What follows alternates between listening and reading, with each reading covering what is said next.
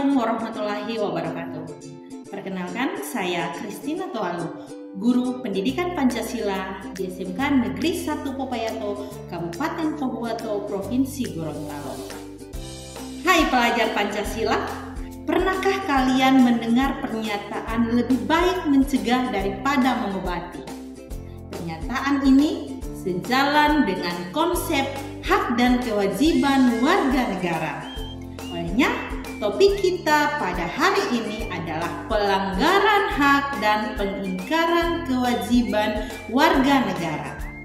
Adapun sasaran dari pembelajaran hari ini adalah peserta didik kelas 11 yang berada pada fase F. Tujuan pembelajaran kita hari ini adalah peserta didik dapat menganalisis kasus pelanggaran hak dan pengingkaran kewajiban warga negara.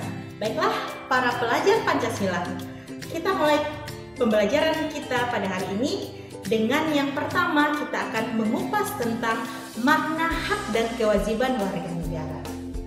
Nah, kita pasti sudah familiar ya dengan hak dan kewajiban.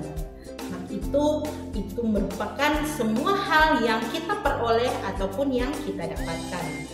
Hal ini dapat berbentuk kewenangan, kekuasaan untuk melakukan sesuatu. Setiap hak yang diperoleh ini merupakan akibat dari dilaksanakannya kewajiban. Dengan kata lain, hak harus bisa diperoleh apabila kewajiban sudah kita laksanakan. Misalnya, seorang pegawai itu berhak mendapatkan upah ketika dia sudah melaksanakan tugas atau pekerjaan yang dibebankan kepadanya. Hak asasi manusia adalah hak yang melekat pada diri setiap pribadi manusia. Karena itu, hak asasi manusia berbeda dengan hak warga negara. Kalau hak warga negara itu merupakan seperangkat hak yang melekat pada diri manusia di dalam kedudukannya sebagai anggota daripada sebuah negara. Dan hak asasi ini sifatnya berbeda dengan hak warga negara. Kalau hak asasi ini sifatnya universal, sedangkan hak warga negara dibatasi oleh status kewarganegaraannya. Dengan kata lain, tidak semua hak warga negara adalah hak asasi manusia.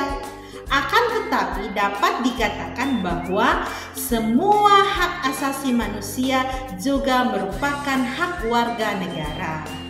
Misalnya, hak setiap warga negara untuk menduduki jabatan dalam pemerintahan Republik Indonesia. Nah, hak ini adalah hak bagi warga negara Indonesia saja dan tidak berlaku bagi orang lain yang bukan merupakan warga negara Indonesia. Bagaimana dengan konsep kewajiban warga negara? Kewajiban secara sederhana dapat diartikan sebagai segala sesuatu yang harus dilaksanakan dengan penuh tanggung jawab. Dengan demikian, kewajiban warga negara ini dapat dikatakan sebagai tindakan atau perbuatan yang harus dilakukan oleh seorang warga negara sebagaimana yang diatur di dalam ketentuan perundang-undangan yang berlaku. Seperti itu. Apa bedanya dengan kewajiban asasi? Kewajiban asasi merupakan kewajiban dasar setiap orang. Dengan kata lain, kewajiban asasi terlepas dari status kewarganegaraan yang dimiliki oleh orang tersebut. Sementara, kewajiban warga negara dibatasi oleh status kewarganegaraan seseorang. Akan tetapi, konsep kewajiban negara memiliki cakupan yang lebih luas karena konsep kewajiban negara meliputi pula kewajiban asasi.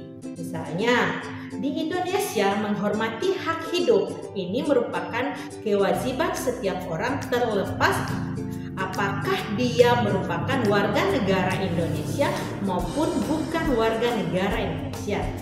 Adapun kewajiban bela negara ini hanya merupakan kewajiban warga negara Indonesia. Sementara warga negara asing tidak memiliki kewajiban terhadap bela negara. Nah, hak dan kewajiban warga negara ini merupakan dua hal yang saling berkaitan.